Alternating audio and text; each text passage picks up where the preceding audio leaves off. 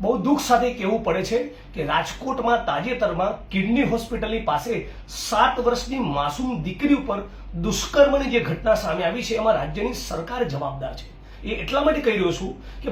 રાજકોટની બાજુના જસદણમાં ભારતીય જનતા પાર્ટીના મહિલા આગેવાનના કહેવા પ્રમાણે 6 જેટલી દીકરીઓ પર બળાત્કાર અને દુષ્કર્મની ઘટના બની અને છતાં તંત્રના પેટનું પાણી હલતું ન હોય એમ એ ઘટનામાં ગુનો દાખલ કરતા નથી અને ભારતીય જનતા પાર્ટીના જે નેતાઓ બળાત્કારમાં અને દુષ્કર્મમાં સામેલ છે એમની ધરપકડ કરતા નથી। નવરાત્રિના પર્વમાં અડધો ડઝન જેટલી દીકરીઓ પર બળાત્કાર અને દુષ્કર્મ થયા। આખા ગુજરાતમાં ખૂણે ખૂણે દુષ્કર્મ, બળાત્કાર અને છેડતીની ઘટનાઓ એની ચરમ સીમા પર પહોંચી છે અને છતાં